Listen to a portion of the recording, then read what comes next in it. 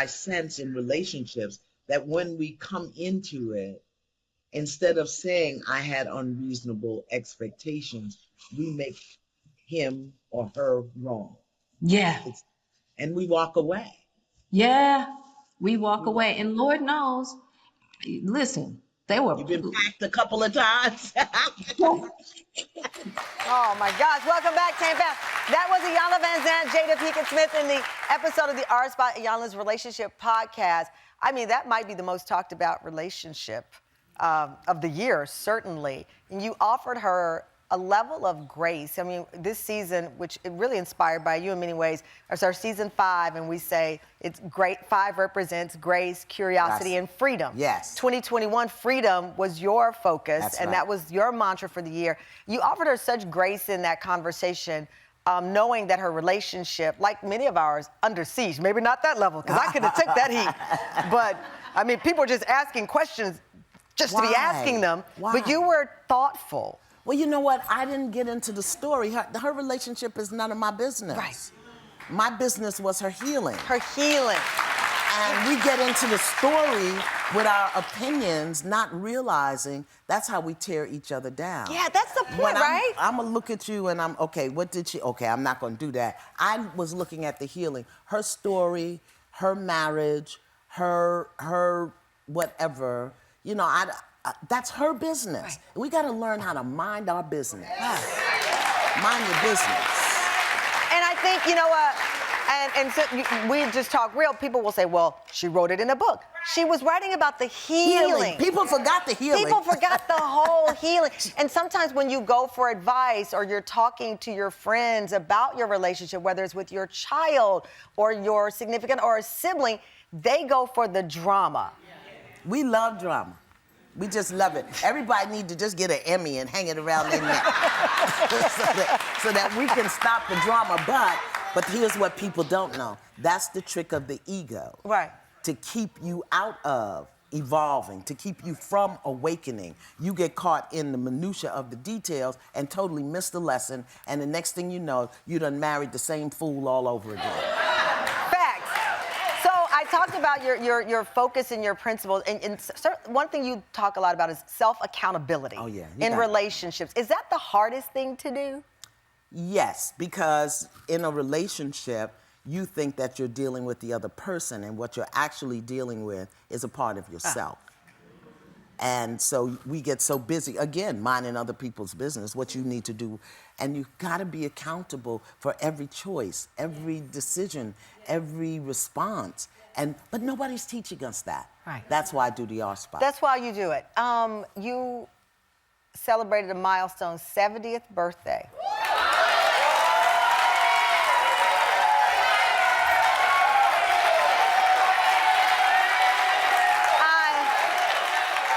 I paused because, I mean, first of all, September 13th, Virgo babies here. That's right. 13th and the 16th. I paused because 70 ain't supposed to look like this. Yes, it is. That's what they tell you, and then it looks good. When you mind your business. When you mind your business. Listen, I can't be in drama with you. Look at, okay. I can't be in your drama. I gotta be worried about keeping my underwire straight. The queen of hard truth. You said, I'm thankful for my life journey. Yes. I give you for being a part of my journey. I give thanks to you for being a part of my journey. So when you were 20, what did you think 70 was gonna look like? I didn't think that far ahead because I was stuck in the drama. Right. I was addicted to the struggle. I, dressed up for the suffering. Yeah. I woke up when I was about 24. Right. 24 years old in the midst of a violent relationship, a violent marriage. I woke up. That you've talked about. Yeah. And so at 20, I was, addicted to the struggle, moving moment to moment, day by day. I had no vision. And, yeah. Because, I mean, this is aspirational. I mean... The future, this is a glimpse at your future.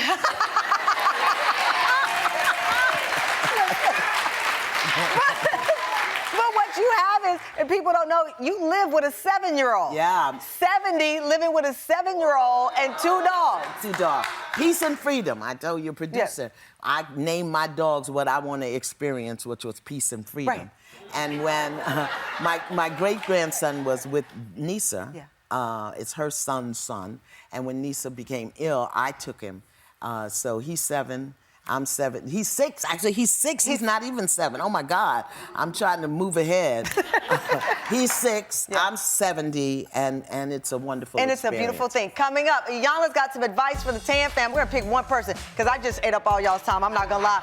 The queen of hard truth right after the break. You need to understand that there are some things you will never understand. Some things come not for you to understand, but for you to learn. Understanding means to get up underneath the thing and stand in the truth of what it is. And the truth is, you needed to move. You needed to let go. You needed to do something different. You may have even needed that slap upside your head. So stop trying to understand and look at what happened and make another choice. Make another choice. Welcome back, Tan fam. That was podcast host, 6-time New York Times bestselling author and famed spiritual life coach Iyanla Vanzant, dropping some gems on social media. And now, this is a once-in-a-lifetime opportunity. You get some advice from Iyanla Vanzant. You're going to tell, for generations, your family will be telling this story. So make it a good, what's your name? Arlene. Arlene, where are you from? Mount Vernon. Mount Vernon, money under Mount Vernon. Okay, what's your question? First and foremost, my condolences.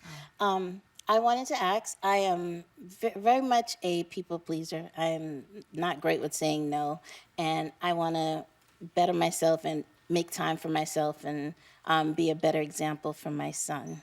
Oh, that's a very... So what's the question?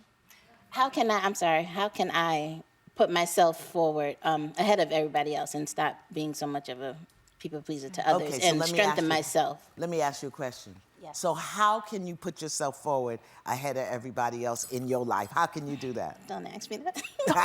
She's so shocked. Because you know the answer. But I'm so bad at it. I honestly, I put others ahead of me before. And what's the payoff for that? Because we don't do anything without a payoff. For me, it's, being a help to others. What? For me, it's being a help to others. I like to be a helper. And while you're helping others, you're reinforcing the belief that you're not worthy and you're not good enough. You don't deserve your own time, energy, and attention in your own life. So that's the tape running in the background of your mind. And so to feed that tape, to feed that beast, you go and take care of everybody else. And you'll continue to do that until you make yourself more important than anything else in your life. But also look to where, because we've all been taught and trained in that way, to give everything away, to do that. Oh, be nice, particularly for women. Oh, you got to be nice. Oh, do this, then be nice. So until you get tired of being nice and give somebody the other part to examine, this is what I tell people. Oh, she's crying. Oh, my God. Thank you so much. I mean, the queen of hard truth, the queen of hearts. Is it ever a burden giving out advice? Well, I don't give advice. Yeah, you don't give advice. I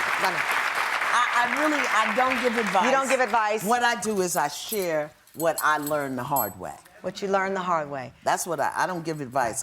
Listen, if you could see some of the corners of my life, you'd run screaming from the room. No, we won't. We run to the light. You are the light. And thank you so much for coming here. From the bottom of my